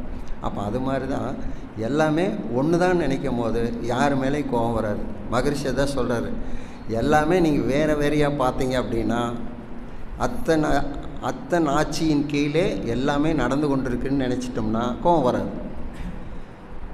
பிரம்ம வித்தைன்னு சொல்லுவார் மகரிஷி. அந்த பிரம்ம ஞானம், பிரம்ம வித்தை அப்படின்னா, பிரம்ம ஞானங்கிறது எல்லாமே பிரம்ம நிலை தான். பிரம்மத்திலேருந்து வந்தது தான் எல்லாமே. அது அருட்பேராற்றல் பெரிய பிரம்மம்னா இது சின்ன சின்ன பிரம்மம். இப்போ பார்க்குறதெல்லாம் பிரம்மாக்கள் தான். இங்கே படைத்தல், காத்தல், என்ன சொல்லுவாங்க, அழித்தல். இப்போ நமக்குள்ளேயே படைத்தல், காத்தல், அழித்தல் இருக்கா? இருக்குது. சரிங்களா? இப்போ நம்ம பிறந்திருக்கோம், இது படைத்தல், காத்தல், இந்த உடம்பு காத்துட்ருக்கு. அப்புறம் இந்த உடம்பு என்ன பண்ணுதுங்க? அழித்தல், இல்லாமல் போயிடுது. அப்போ இது தொடர்ந்து என்னாகுதுங்க? நமக்குள்ளேயே நடந்துகிட்ருக்கு. நம்ம கண்ணு முன்னாடி பார்க்குறோம். சரி, இதை நம்ம பார்க்குறோம் இல்லைங்களா? இன்னும் கொஞ்சம் டீப்பாக உள்ளே போவோமே. இப்போ கருன்னு ஒன்று உருவாக்கும் போது அங்கே வந்து அப்பாவோட உயிர் சேருது, அந்த கரு வளருது. அப்போ கரு முட்டைங்கிறது அதை அழிஞ்சு அதை இல்லாமல் போய், அந்த பேர் இல்லாமல் போய் அடுத்தது என்னங்க? கருவாக மாறிடுது. அப்பாவோட உயிர் சேர்ந்தது. அப்போ குழந்தைங்கிற நிலை வந்துடுது இல்லையா? அப்போ கருன்னு சொல்லுவோமா, குழந்தைன்னு சொல்லுவோமா? குழந்தைன்னு சொல்லுவோம். அப்போ குழந்தை பிறந்துருச்சு, அம்மாவோட வயிற்றில் இருக்குது, வெளியே வந்துருச்சு. வந்தோடனே என்ன ஆகுதுங்க? அடுத்த நிலை அது குழந்தை பிறந்ததுன்னு அது வளருது. அப்போ அது பையன் சொல்கிறோம். அப்போ பையனோ பொண்ணோ சொல்கிறோன்னு வச்சுங்க. ஆனால் அப்போ அந்த குழந்தைங்கிற நிலை மாறி வாலிப பருவம் வந்துடுது. அப்போ இங்கேயே வந்து ஒன்று மறையும் போது தான் இன்னொன்று தோன்றுதுன்னு வச்சுங்களேன். இன்னொன்று வளர்ச்சி ஆகும்போது அதனுடைய பேரே மாறுது. அப்போ இதுக்குள்ளேயே ஒரு மாற்றத்தை பார்க்கலாம். அதாவது பிரிவினையை பிரித்து ஒன்றா சேர்க்கறதுன்னு வச்சிங்களேன். நமக்குள்ளேயே நம்ம அடிக்கடி சொல்லுவேன், இந்த நீங்கள் வந்து குழந்தைகள ஒரு ஃபோட்டோ எடுத்துக்கிட்டிங்கன்னு வச்சுக்க, நீங்கள் வந்து ஒரு 80 வயசு 90 வயசு ஆயிடுச்சு. ஆனால் உங்கள் கொள்ளு பேரங்கிட்ட இப்போ பேத்திக்கிட்டேயோ காட்டுறீங்க அந்த ஃபோட்டோவை. இந்த ஃபோட்டோவில் இருக்கிறது யாருமா அப்படின்னு காட்டுறீங்க. அப்போ அந்த ஃபோட்டோவில் பார்த்துட்டு அந்த குழந்தை என்ன சொல்லுங்க? இது ஒரு பாப்பான்னு தான் சொல்லும். இது நான் தான்ப்பா அப்படின்னா அந்த குழந்தை நம்பவே நம்பாது. ஏன்னா அது உங்களுக்கு தெரியும் அது நீங்கள் தான், ஆனால் அந்த குழந்தைக்கு தெரியவே தெரியாது. அப்போ உங்கள் தோற்றம் தான் உங்களுக்கு தெரியுது, ஆனால் அது மாற்றத்தில் அது வந்து அது நீங்கள் இல்லைன்னு சொல்லுது. இப்போ என்னென்னா நமக்கு எல்லாம் தெரியுது. அப்போ நமக்குள்ளேயே எத்தனை மாற்றங்க. அதாவது சொல்லுவாங்க, ஒரு சாமி வந்து இப்படியெல்லாம் இருக்குன்னு. அப்போ எப்படின்னா அப்பா நான் வந்து மகனுக்கு அப்பாவாக இருக்கிறேன், மனைவிக்கு கணவனாக இருக்கிறேன், அம்மாவுக்கு மகனாக இருக்கிறேன். ஆனால் ஒன்று தான், நான் ஒன்று தான். இப்படி பார்த்திங்கன்னா பலவிதமான நாமளே இருக்கிறோம். அப்போ நமக்குள்ளே ஒரு செயல் நடந்துகிட்ருக்கு அப்படிங்கும்போது நாம் அந்த செயலுக்கு உண்டான ஒரு வேலை கணித்து கொண்டே நம்ம இருக்கிறோன்னு வச்சிங்களேன். அப்போ இந்த மாதிரி நிலையில் போகும்போது அங்கே நமக்குள்ளே ஒன்றா சேருது. அதாவது இது எல்லாம் பகுத்து பார்க்குற ஒரு நிலை வரும்போது தான் நம்ம இந்த பிறவியின் நோக்கம் எப்போ நிறைவேறுது அப்படிங்கும்போது எல்லாம் ஒன்றுன்னு நினைக்கும் போது தான் வரும். சரி, இப்படி தான் நமக்கு ஒன்றா வருதுன்னு வச்சுங்க. இந்த கோடான கோடி கோள்களும் நட்சத்திரங்களும் எல்லாமே எங்கேருந்து வந்துச்சு அப்படின்னா ஒரு தோற்றங்கள்லேருந்து இறைநிலையிலேருந்து தன்மாற்றம் அடைஞ்சு தான் வந்திருக்கு. அப்போ இருக்கிறதுலாம் என்னங்க? இறைநிலை ஒன்று தான். இப்போ கோடான கோடி கோள்களும் நட்சத்திரங்கள்லாம் பார்த்து நம்ம வியப்படைகிறோம். எல்லாமே வியப்பாக இருக்குது நமக்கு பார்த்தாலே. இவ்வளோ பெரிய அண்டங்களா, இவ்வளோ பெரிய கோள்களா அப்படின்லாம் நமக்கு வியப்பாக இருக்குது. அப்போ நம்ம உடம்புலையே மகரி சொல்கிறது அற்புதமான உடல் அமைப்பு, எல்லையற்ற ஆற்றலை அடக்கிய உயிர். நீங்கள் உடற்பயிற்சி புத்தகத்தை எடுத்து படிச்சிங்கன்னா தெரியும்.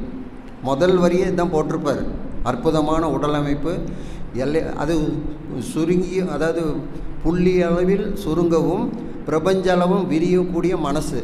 இத்தனையும் நம்மக்கிட்ட இருக்குது. அற்புதமான ஒரு நிலை இத்தனையும் நமக்குள்ளே இருக்குது. ஆனால் நம்ம வந்து என்னதுங்க, மற்றதெல்லாம் வியப்பாக பார்க்குறோம். அதாவது இந்த பிரபஞ்சத்தை எந்த சக்தி இயக்கி கொண்டு இருக்கோ அதே சக்தி தான் நம்மளையும் இயக்கிட்டு இருக்கு. இப்போ உயிருக்கு வந்து அளவற்ற ஆற்றல், அதே ஆற்றல் தான் இங்கே இயக்கிட்டு இருக்கு. ஆனால் நம்ம இதை உணரல. அதான் உயிரை உணர்ந்துக்குங்க. உயிரறிவை உள்ளுணர்வாய் பெறுதல் வேண்டும். அந்த உள்ளுணர்வாக உயிரறிவை தெரிஞ்சுக்கிட்டோம்னா அந்த உயிரறிவு தான் பிரபஞ்சம் முழுசு நிறைஞ்சிருக்குங்கிறது நமக்கு தெரிஞ்சிடும். ஓகேங்களா? இப்போ நம்ம எவ்வளோ காலம் தவம் பண்ணால் கூட அந்த உயிரறிவை உணர்ந்தோமா, அந்த உள்ளுணர்வாக போகும்போது அதே தான் பிரபஞ்சம் முழுசு இயங்கிட்டு இருக்கு. எல்லா தோற்றங்களுக்கும் அதுதான் காரணமாக இருக்குது. உயிர் தான் காரணமாக இருக்குது. அதனால தான் ஆதிசக்தின்னு சொன்னாங்க. ஆதி நிலை, அதாவது ஆதி பராசக்தின்னு சொல்லுவாங்க பக்தி மார்க்கத்தில். அதாவது இந்த பிரபஞ்சத்தையே பெண்ணாக, ஏன்னா இப்போ ஒரு குழந்தை பிறந்தது அப்படின்னா அவங்களுக்கு தாயின்னு அம்மா அப்படின்னு சொல்கிறோம். இப்போ இந்த பிரபஞ்சத்தையே இத்தனை பிரபஞ்சம் முழுசும் இருக்கிற கோள்களை பெற்று எடுத்தவங்களை என்னன்னு சொல்கிறது? இப்போ வியப்பாக பார்க்குறோம்ல, ஒரு குழந்தை வந்து பிறந்துருச்சு அப்படின்னா அப்போ இத்தனை கோள்களை யார் பெற்றெடுத்தா? வள்ளலார் சொல்லும்போது சொல்கிறாரு, எல்லாத்துக்கும் மரத்துக்கெல்லாம் ஒரு விதை போட்டால் தான் மரம் முளைக்குது. ஆனால் எந்த விதை போட்டு இந்த சந்திரன் சூரியன்லாம் முளைச்சி வந்ததுன்னு கேள்வி கேட்குறாரு. புரியுதுங்களா? அதெல்லாம் எப்படி முளைச்சி வந்திருக்கும்? இது கேள்வி தான். ஆனால் இந்த கேள்விக்கெல்லாம் பதிலே கிடையாது. அப்போ எல்லாமே அதுவாக மாறி அதெல்லாம் வந்துருச்சுன்னு வச்சுக்கங்களேன். அப்போ எல்லாத்துக்கும் அடிப்படை காரணமாக இருப்பது இறைநிலை தான். சரி, இந்த பிரபஞ்சம் முழுசும் வந்து தோன்ற பின்னாடி தான் நம்ம இவ்வளோ தூரம் பேசிகிட்டு இருக்கோம்.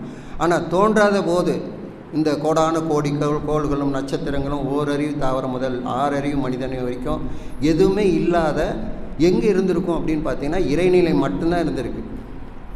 இறைநிலை மட்டுமே எல்லாம் தோன்றாத நிலையில் தன்னடக்கமாக உள்ளே இருக்குதுன்னு வச்சிங்களேன். எப்படி நான் முன்னாடி சொன்னேன் பார்த்தீங்களா, பஞ்சபூதங்கள் விண்ணுக்குள்ளே அடக்கமாக இருக்குதுன்னு சொன்னேன். அதே ஓரறிவுக்குள்ளே தான் 6 அறிவில் எல்லாம் அடக்கமாக இருக்குதுன்னு சொன்னேன். இப்போ என்னன்னா இறைநிலைக்குள்ளே எல்லாமே அடக்கமாக இருக்குது. கோடான கோடி கோள்களும் நட்சத்திரங்களும் பஞ்சபூதங்களும் எல்லாம் ஒன்றுக்குள்ளே இருந்தது, தன்னடக்கமாக இருக்குதுன்னு வச்சிங்களேன்.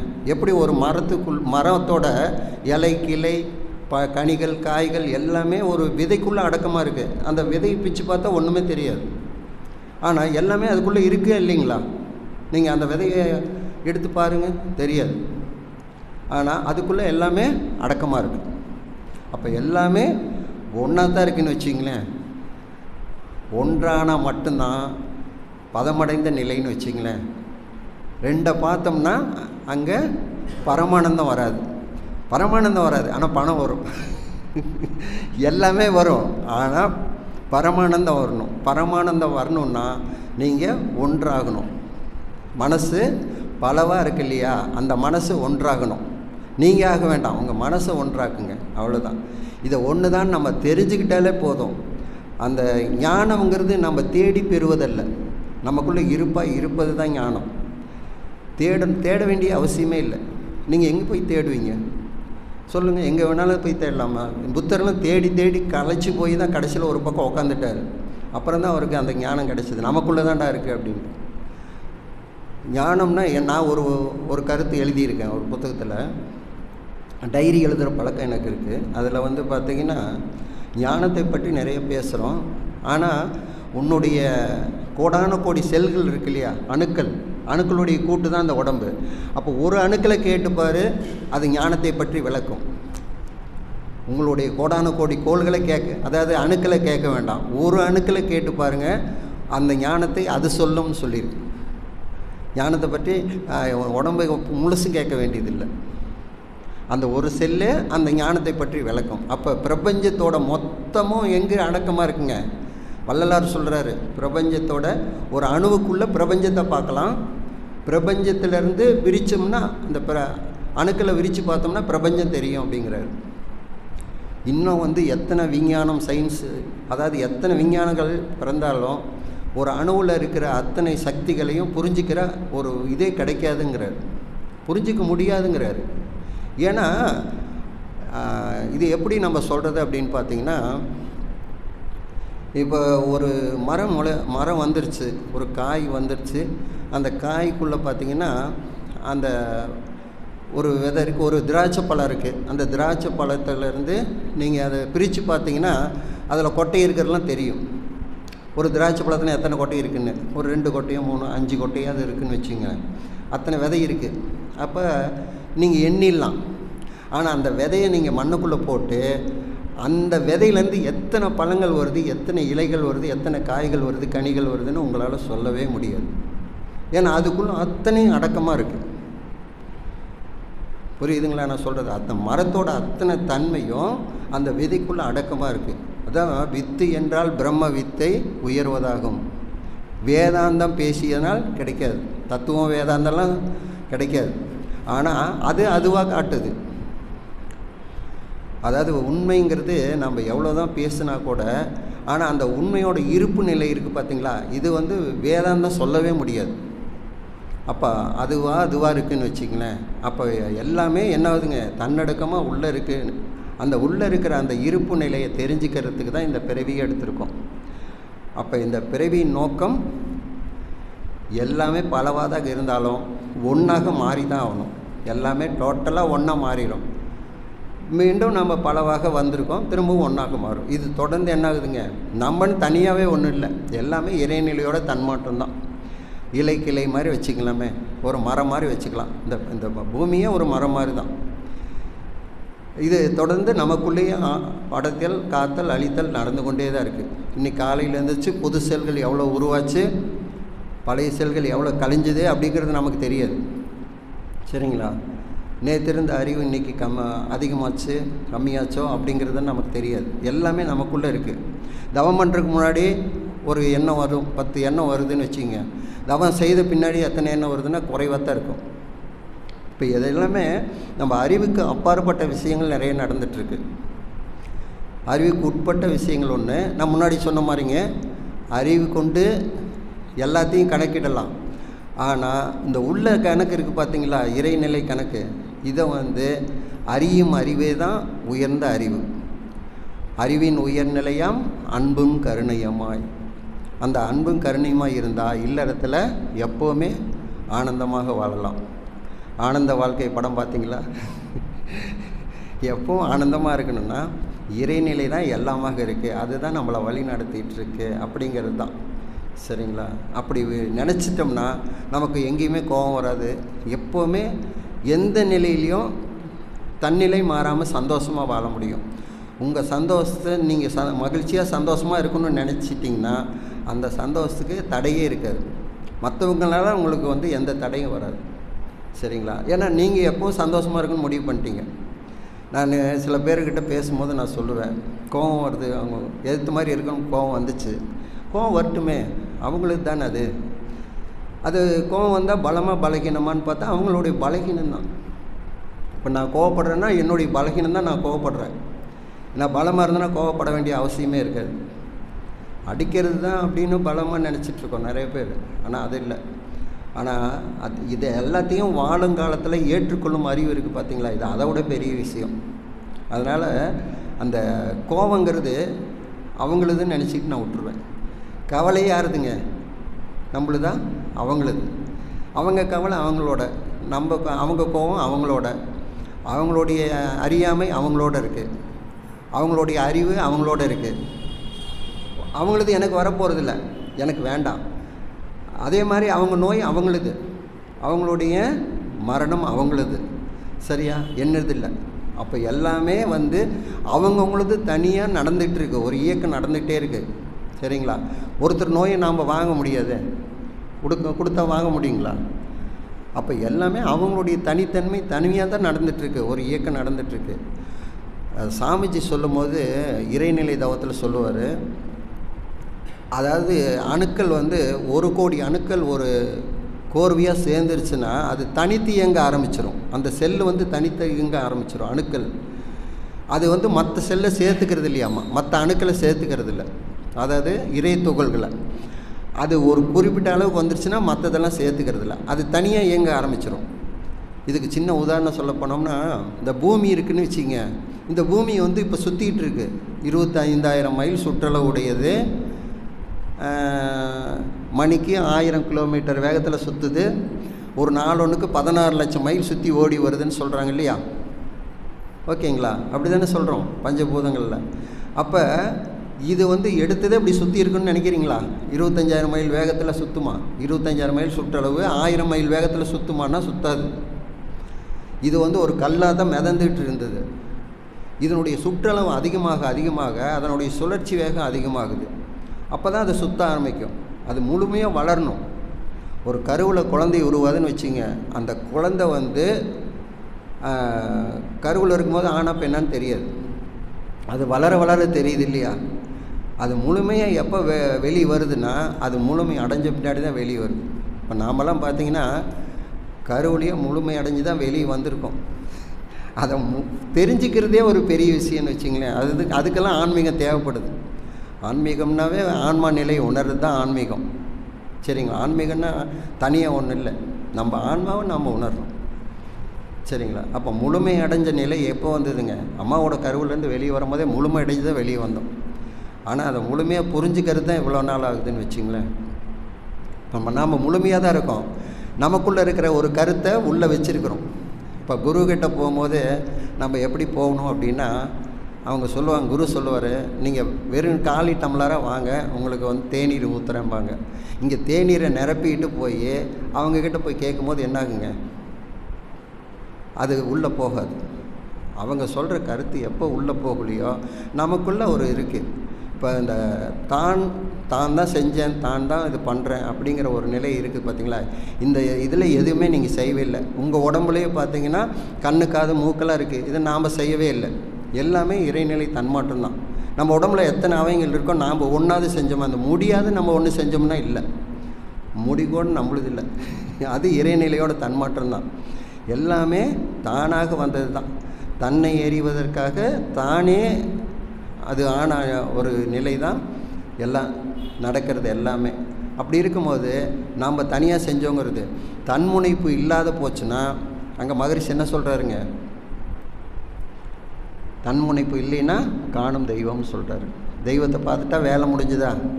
தவம் எது வரைக்கும் செய்யணுங்க? பழைய படமெல்லாம் பார்த்துருப்பீங்க இல்லையா? தவம் எது வரைக்கும் செய்வாங்க? கடவுள் ஆசீர்வாதம் பண்ணி வரம் கொடுக்குற வரைக்கும் தான். அப்போ கடவுளுடைய ஆசீர்வாதம் வரம் கிடச்சிருச்சுன்னா அப்போ வாழ்க்கையே தவமாக மாறிடும். புரியுதுங்களா? அப்போ நாம் இறைவனுடைய நிலை, இறைவனே தான் நமக்கு வேணுங்கிறது தான் நமக்கு வேணுமோ ஒழிஞ்சு நம்ம இறைவன்கிட்ட போய் அது இது கேட்டுக்கிட்டு இருக்க வேண்டிய அவசியமே இல்லை. இறைவனே எனக்கு வேணும், அவ்வளோதான். எனக்கு அது வேணும் இது வேணும் கேட்டிங்கன்னா அது மட்டும்தான் கிடைக்கும். நீயே எனக்கு வேணும்னா வேலை முடிஞ்சு போயிடுமா? அவனையே நம்ம அதுவே தான் நாம்பாக இருக்கிறோன்னா மகரிஷி அதை தான் சொல்ல வர்றாரு. அதுவே தான் நானாக இருக்கிறேன்னா இப்போ இறைநிலை தான் உங்களை பாதுகாத்துட்ருக்கு, வழி நடத்திட்டுருக்கு அப்படின்னா உங்களுக்கு பயம் வருமா? இப்போ யார் உங்களை வழி நடத்துகிறா சொல்லுங்கள் பார்க்கலாம். யார் வழி நடத்துகிறா? இறைநிலை தான் வழி நடத்திட்டுருக்கு. அருட்பேராட்டம் தான் இரவாக பகலாக இருக்குது. அதுவே தான் உறுதுணையாக இருக்குது எப்போவுமே. இப்போ எல்லாம் யாருமே இல்லைங்க, நீங்கள் தனியாக இருக்கீங்க, யார் வழி நடத்துவாங்க உங்களை? அதுவே தான் இறைநிலை தான் வழி நடத்திட்டுருக்கு. மூச்சு காற்று தானே போய் வந்துட்டுருக்கு. யாராவது வெளியே இருந்து யாராவது மூச்சு புஷு புஷுன்னு அமுத்துறாங்களா? இல்லை. அப்போ அதுவே உள்ளே போய் வழி நடத்திட்டுருக்கு. அதை உறுதுணையாக இருக்குது, எப்போவுமே உறுதுணையாக இருக்குது. எல்லாம் டாக்டரே கை விட்டால் கூட அப்போ கூட இருக்கிறது எதுங்க? இறைநிலை தான் கூடவே இருக்குது. இறைநிலை தான் அதுவாக இருக்குது. ஆன்ம நிலை மாறாமல் இருக்குதுன்னு வச்சுங்களேன். ஆன்மாவாக இருக்குது நம்மக்கிட்ட, இறைநிலையே தான் நம்மக்கிட்ட ஆன்மாவாக இருக்குது. அப்போ எல்லாமே உறுதுணையாக பாதுகாப்பாக வழி நடத்தி கொண்டு இருக்குது நம்ம செயல்னால். அப்போ ஒரு அம்பானி ஆகட்டும், பில்கேஸ் ஆகட்டும், ஒரு சாதாரண ரோட்டில் இருக்கிற பிச்சைக்காரனாக கூட ஆகட்டும், ஆனால் எல்லாமே தடுக்கி விழுந்த ஒரு தற்செயல் விபத்து தான். தற்செயலாக நடந்த ஒரு நிகழ்ச்சி தான் ஒழிஞ்சு நான் அது செஞ்சேன் இது செஞ்சேன்னு இல்லை. எல்லாத்துக்கும் அது கிடச்சிருக்கு, அதை அவங்க பாட்டு போயிட்டே இருக்காங்க. மகரிஷிக்கு என்ன கிடைச்சதோ அதை வச்சுட்டு அவர் போயிட்டுருக்காரு. ரமண மகரிஷிக்கு என்ன கிடைச்சதோ அதை வச்சுட்டு அவர் போயிட்டே இருக்கார்.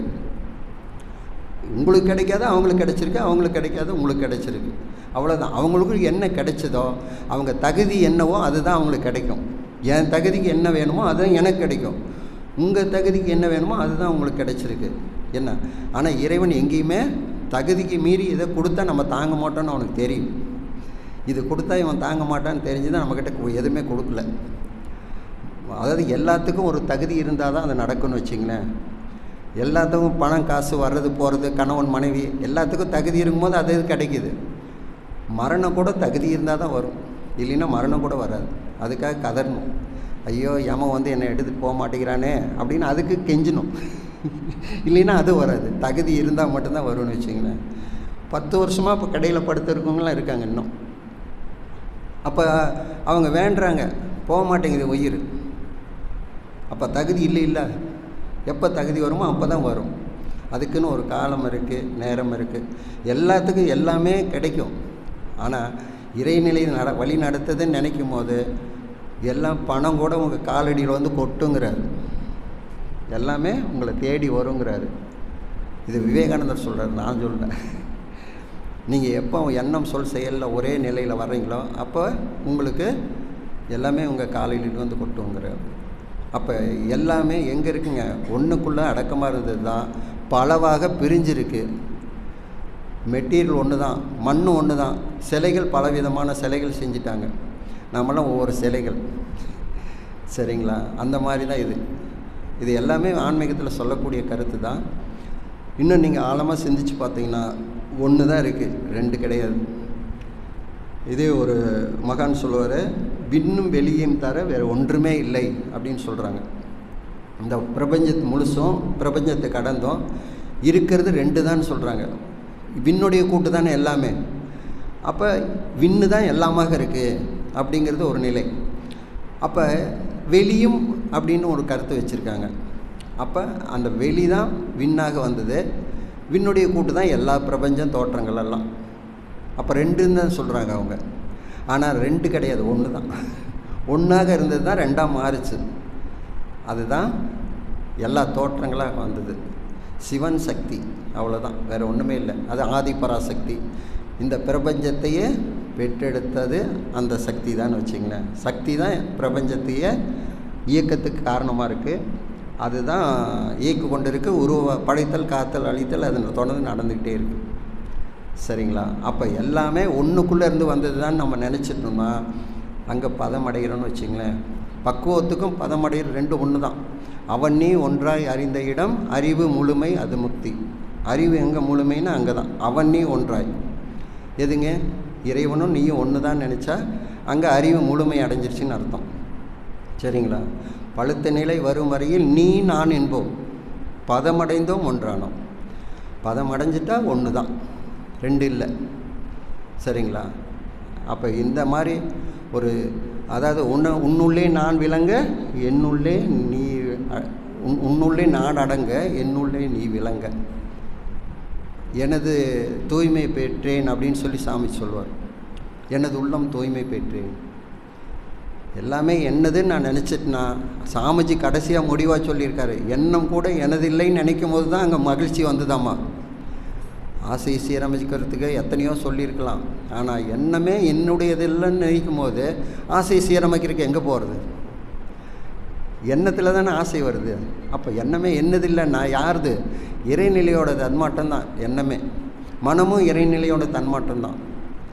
ஆன்ம நிலையின் அதிசய சக்தி என் மனசு. யார்?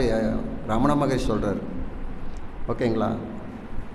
எல்லாமே ஒன்று தான் நினைக்கிறதுக்கு அதுக்குண்டான பக்குவம் மனம் நம்ம தான் ஏற்படுத்திக்கணும். அதுக்குண்டான ஒரு பயிற்சி, ஒரு சிந்தனை, சத்தியத்தில் மனசை நிலைக்கணும். அது தேடுதல் இருக்கணும், கதறணும்.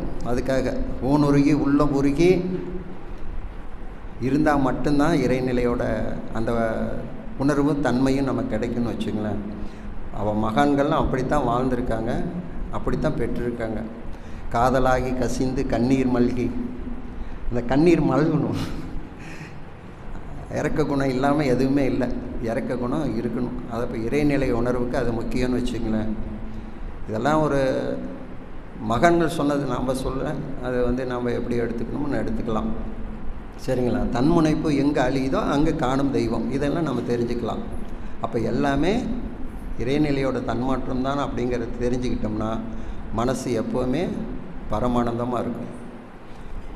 பதமடைந்தோம் ஒன்றானோம், பரமானந்தம், நிறைவு, சந்தோஷம். வாழ்க வளமுடன். ஒரு அரை மணி நேரம் ஸ்பீச் கொடுக்க சொன்னாங்க. அதுக்கு கிட்டத்தட்ட மாத கணக்கில் நான் ப்ரிப்பேர் பண்ணி வெளியிட்டு வந்தேங்க ஒரு டைரியில். ஒரு அரை மணி நேரம் பேசுகிறதுக்குள்ளார பார்த்து நிறைய பேச வேண்டியதெல்லாம் மறந்துட்டேன். அது அவ்வளோ சிரமமாக இருந்துச்சுங்க.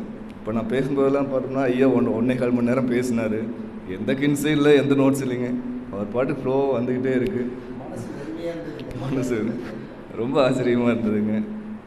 நிறைய பார்த்தோம்னா நல்லா கவனித்து பார்த்ததில் அவ்வளோ ஆழ்ந்த கருத்துக்கள்ங்க. ரொம்ப அருமையான ஸ்பீச்சுங்க. வாழ்க வளமுடன் ஐயா. சரிங்க, ஐயாவை நம்ம மண்டல முறைப்படி வாழ்த்திடலாங்க.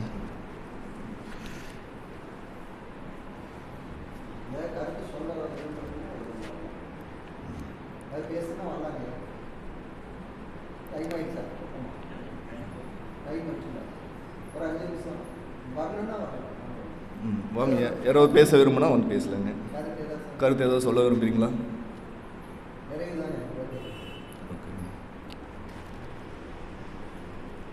இன்று நமக்கு சிந்தனை விருந்து வழங்கிய பேராசிரியர் கோவிந்தராஜ் ஐயா அவர்கள் வாழ்க வளமுடன். அவரது அன்பு குடும்பம் வாழ்க வளமுடன். அவர் வாழ்வில் எல்லா வளமும் பெற்று வாழ்க வளமுடன், வாழ்க வளமுடன். இன்று சிந்தனை விருதில் கலந்து கொண்ட இருபால் அன்பர்களும் அவரதும் குடும்பமும் வாழ்க வளமுடன். உலக நல வாழ்த்து.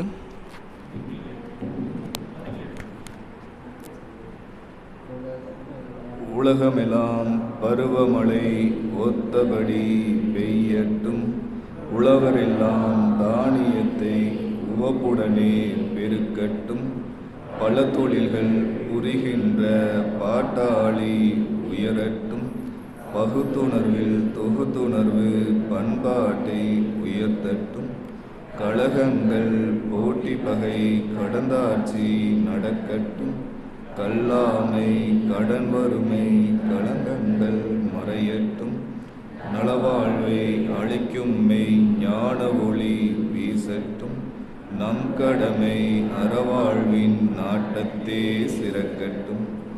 நம் கடமை அறவாழ்வின் நாட்டத்தே சிறக்கட்டும்.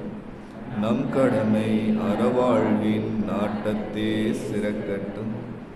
வாழ்க வையகம், வாழ்க வையகம்.